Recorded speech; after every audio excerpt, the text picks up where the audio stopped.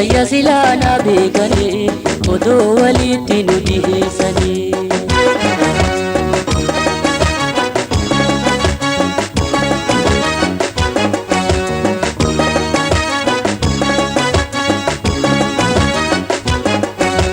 Jaalalameen gargar fakkaate kan wal harkaan isaa jabaatte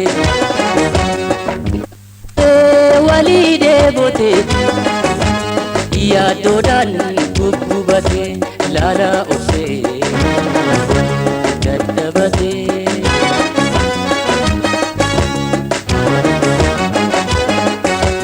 Biyya isiin jirtu yoo garbiin ceesifne dooniin na baase yoo qayriin baasifne portoo irkise daandii diriirse dagaa gaaraa bu'ee bahee farda mataa nagaachisa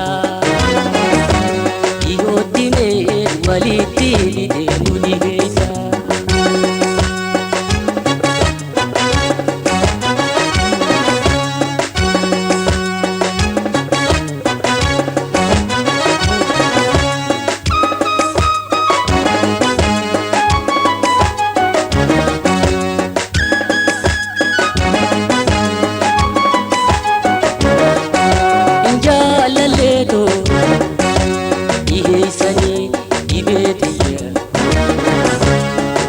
Fayya silaana beekanii odoo walitti nu dhiheessanii.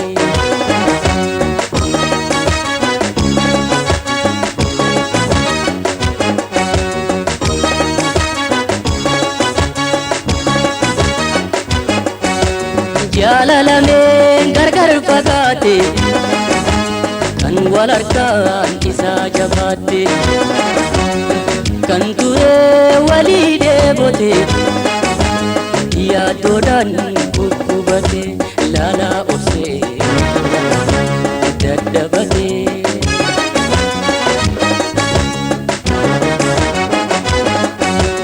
Eenyuu ifnaa qabe riqicha jaaree karaa shidilsa sulula dachee harka na qabe na tarkaanfachiisa. Kana hatootu yoo jiraat narraa dhahee lubuutiyaa furmaata na barbaadu dhibeetiyaa.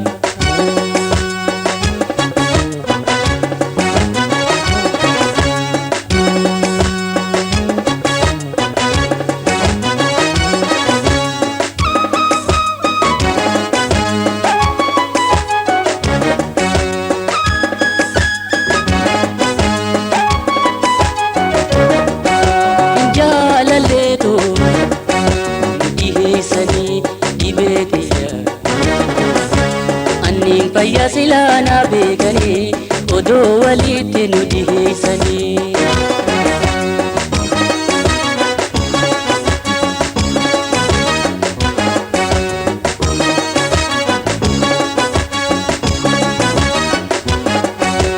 Jaalalameen gargar fakkaate kan wal harkaan isaa jabaatte kan turee walii deebote yaaddoodhaan guggubate laalaa obsee dadhabate.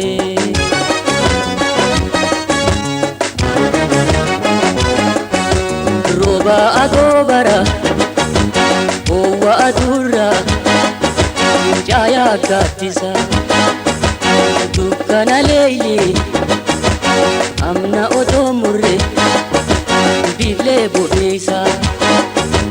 Dhukkuba koo harkaa isii na fayyisaa dhibee jalaa fayyaa bitee lubbuutiyya anna eewalaa.